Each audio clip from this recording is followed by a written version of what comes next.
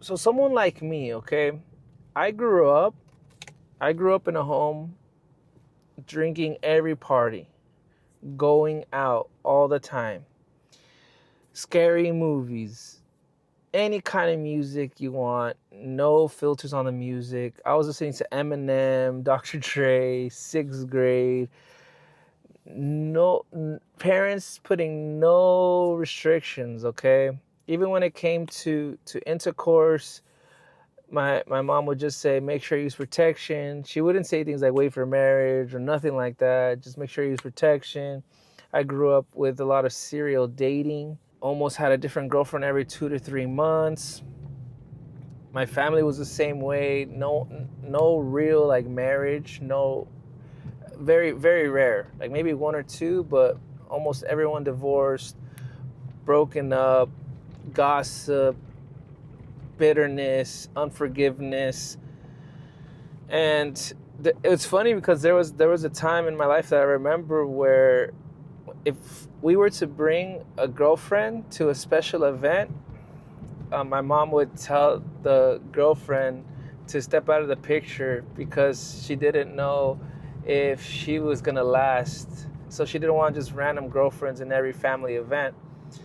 And as crazy as it sounds, like she was ultimately right. So imagine coming from a background to pretty much no restrictions, no limits, coming to Jesus, okay? Jesus being revealed to you. And now you're learning certain music is bad. You're learning certain ways of living life is bad. And now you're having to pull all that back and to relearn everything, okay? But now you're under a church, and this church is looking at everything you do under a microscope, okay? Not understanding this becoming a new person, right? It's a process. It's a process for someone coming to God. It's a process for them to learn why things are wrong, why you shouldn't be doing certain things, listening to certain things, watching certain things, practicing certain things. It's a process. And I'm saying this to someone who's up and down in their faith, to keep going. No matter what people think. You know your heart and you know your relationship with God. Just keep going and don't let other people discourage you. I will always bring up David because he was considered a man after God's own heart. Many mistakes,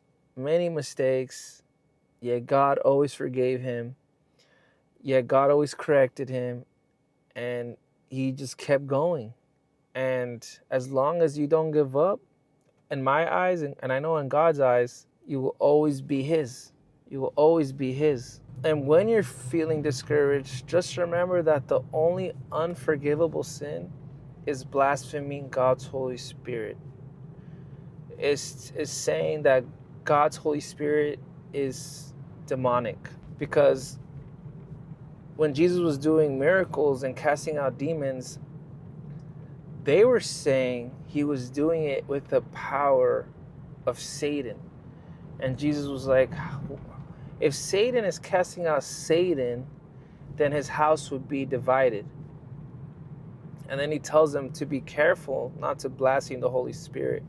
So be careful not saying that people who are speaking with the Holy Spirit are doing it with the power of a demon. But aside from that, and I'm not giving anyone a license or to sin or to go do bad things, but just give yourself time. It's a long process to be sanctified and to truly understand spiritual things. And if the people around you can't understand that, then take a season. Take a season to just learn on your own. Be on your own for a season. I'm not saying forever. Find a community that's more patient, that's more loving, that is willing to get down on your level and teach you and help you to understand. People who care for you in that way. If you're in a church and you feel like you can't talk to people, and people are not even willing to teach you and to show you the right way, then that's not the church for you. Because Jesus says you will know them by their fruit. You will know them by how you love. So love is saying, okay, this guy came from a background of wildness, no boundaries. Now he's trying to learn why these things are bad and how they affect your soul. Let me show this guy. Let me show him. Let me train him.